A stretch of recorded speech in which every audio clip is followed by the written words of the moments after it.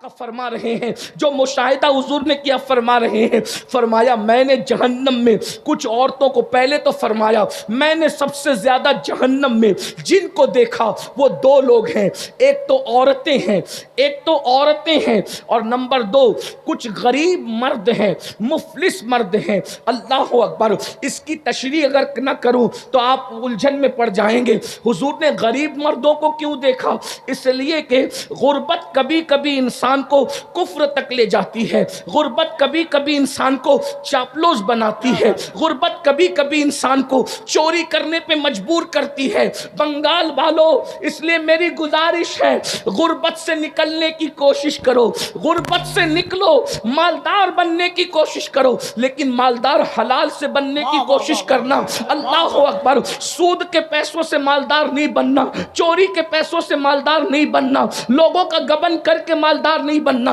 محنت کر کے مالدار بنو، خوب ترقی کرو۔ اللہ اکبر، یاد رکھیے اللہ اللہ ستاروں کے آگے جہاں اور بھی ہے ابھی عشق کے امتحان اور بھی ہے، تو شاہی ہے، پرواز ہے کام تیرا، تیرے سامنے آسماں اور بھی ہے۔ میری قوم کے جوانوں یاد رکھنا، جتنے وقت میں موبائل کھیلتے ہو، گیم کھیلتے ہو، اتنا ٹائم بچا کر کاروبار میں لگاؤ۔ اللہ اکبر، لوگوں کا بوجھ اٹھاؤ، لوگوں پہ بوجھ نہ بنو۔ پھر میرے آقا نے ایک بات یہ بھی فرمائی، میں نے جہنم میں سب سے زیادہ مقرر لوگوں کو دیکھا، خطیب لوگوں کو دیکھا، اور ان کے ہونٹ آگ کی کینچی سے کاٹتے ہوئے دیکھا۔ یہ وہ لوگ تھے جو لوگوں میں جا کر کے فتنہ پروری کرتے تھے، ایسے عنوان پہ تقریریں کرتے تھے جس سے امت لڑے، جس سے قوم میں جھگڑا پیدا ہو، جس میں قوم میں اختلاف پیدا ہو، جس سے قوم میں انتشار پیدا ہو۔ اللہ اکبر، یہ بات بھی آپ کو کہہ دوں میرے بھائیوں،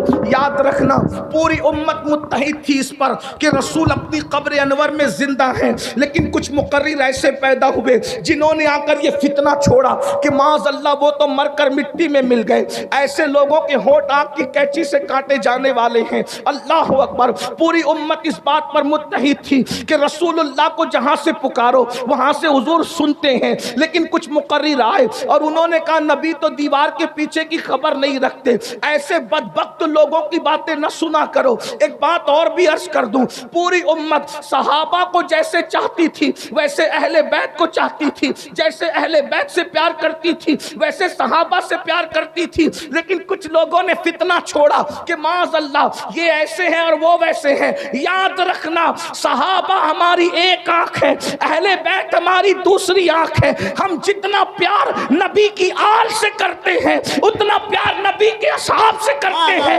جتنی عزت نبی کے اصحاب کی کرتے ہیں اتنی عزت نبی کے آل البیت کی کرتے ہیں، اس لیے کہ ہمارے یہاں عزت کا معیار کسی کو تولنا نہیں ہے۔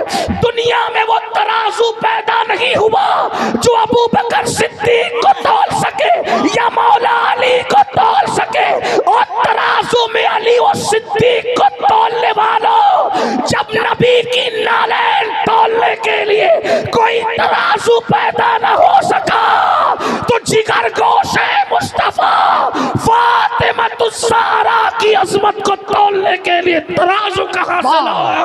نعرہ تکبیر، نعرہ رسالت، عظمت صحابہ، عظمت اہل بیت۔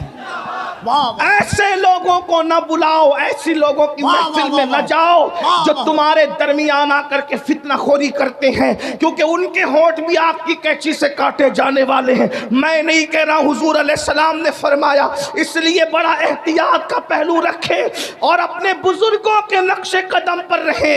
ہمارے بزرگوں نے نہ افراد کیا نہ تفرید کیا، جو عظمت رسول اللہ نے اہل البیت کو عطا فرمائی ہے وہ اہل البیت کے پاس ہے، جو صحابہ کو دیے وہ صحابہ کے پاس ہے۔ نبی نے کیا دیا صحابہ اور اہل بیت کو؟ ایک جملے میں کہہ دوں، جو سمجھ سکتے سمجھ جائیں گے، ہمارا عقیدہ اہل سنت کا واضح ہو جائے گا۔ خلافت علی ترتیب، فضیلت علی ترتیب، اہل البیت کی عظمت ہے اپنی جگہ۔ اللہ اکبر، بس اتنا سمجھ لو کہ اللہ اکبر، صحابہ اور اہل اہل بیت کا فرق کیا ہے؟ صحابی وہ ہے ابو بکر صدیق کی شکل میں جس کے کندھوں پہ نبی بیٹھتے ہیں. توجہ فرمائے، اگر جملہ دل میں اتر جائے تو دعا دینا. صحابی وہ ہے جو نبی کو کندھوں پہ اٹھاتا ہے، اور اہل البیت وہ ہے علی کی شکل میں جس کو نبی اپنے کندھوں پر اٹھاتے ہیں. نعرہ تکبیر، نعرہ رسالت.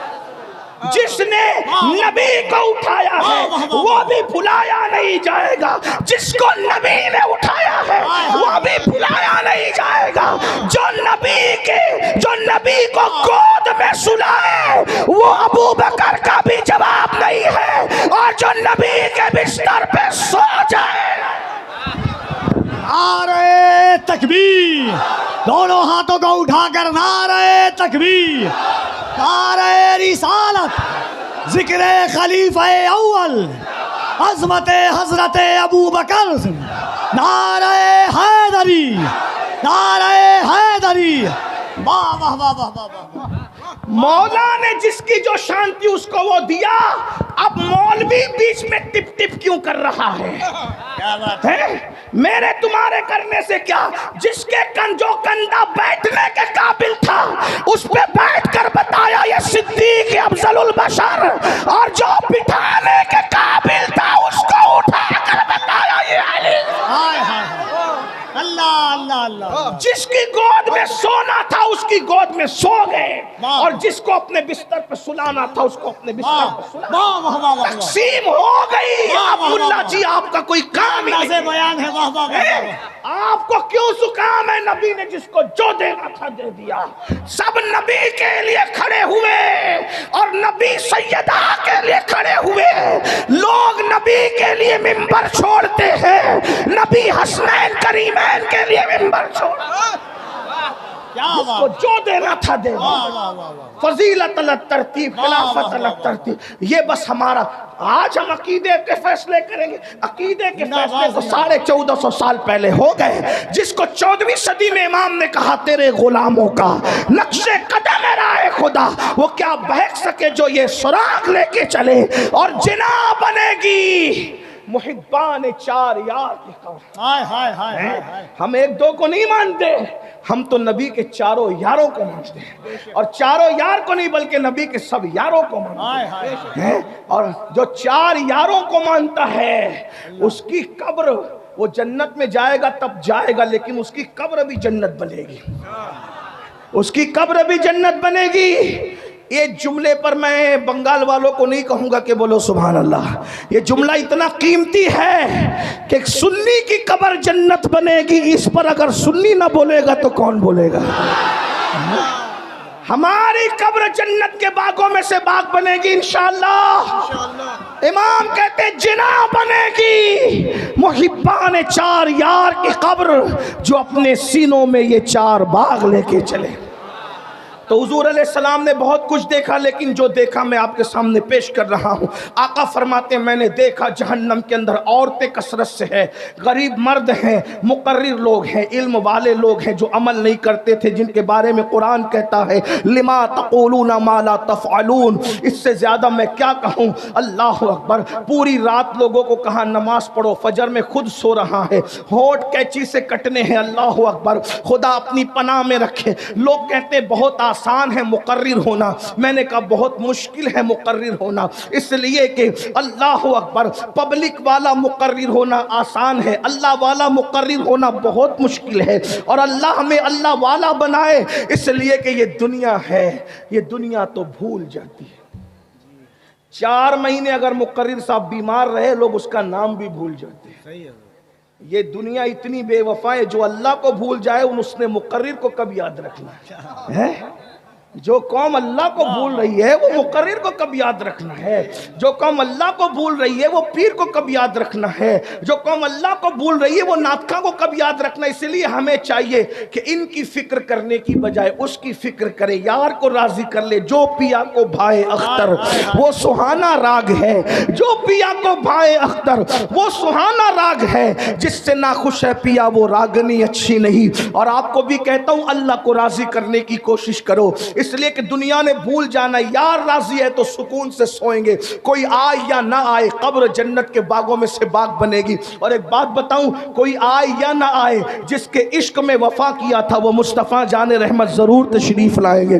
یہاں کہتے ہو نا حضور آپ کو دیکھنا چاہتا ہوں، وہ تمہاری قبر میں آ کر کے دیدار کرائیں گے، ایک بار نہیں بار بار کرائیں گے۔ جتنا عشق ہوگا اس کے مطابق دیدار نصیب ہوگا، اور صرف ان کا نہیں ہوگا، ان کی آل کا بھی ہوگا، ان کے اصحاب کا بھی ہوگا۔ جیسا عشق ہے ویسی بات ہے۔ تو میں عرض کر رہا تھا، میں بات طول نہ دیتے ہوئے، بات بالکل طول نہ دیتے ہوئے طویل ہو جاتی ہے، عادت بگڑی ہوئی ہے، خدا کرے یہ عادت بھی سدھر جائے۔ اللہ اکبر، توجہ کریں، آقا فرماتے ہیں ہم نے جہنم کا مشاہدہ کیا تو دیکھا کچھ عورتیں اوندھے منہ جہنم میں لٹکی ہوئی ہے، ننگی عورتیں اوندھے منہ جہنم میں لٹکی ہوئی ہے، ان کا سر نیچے ہے، ان کے پیر اوپر ہے۔ اللہ اکبر، کہاں؟ جہنم میں۔ اگر کمرے میں بھی کسی کو اوندھے منہ لٹکا دو میرے بھائی، کسی کو کمرے میں بھی اوندھے منہ لٹکا دو تو اس کا حال کیا ہوتا ہے؟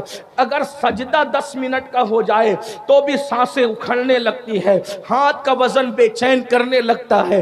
لیکن اللہ اکبر، پہلے تو جہنم کی وادی، اس میں عورتوں کا اوندھے منہ نیچے سر اوپر پیر، ننگے بدن اوندھے منہ لٹکنا، اور پھر بالوں سے ان عورتوں کو باندھ دیا گیا تھا۔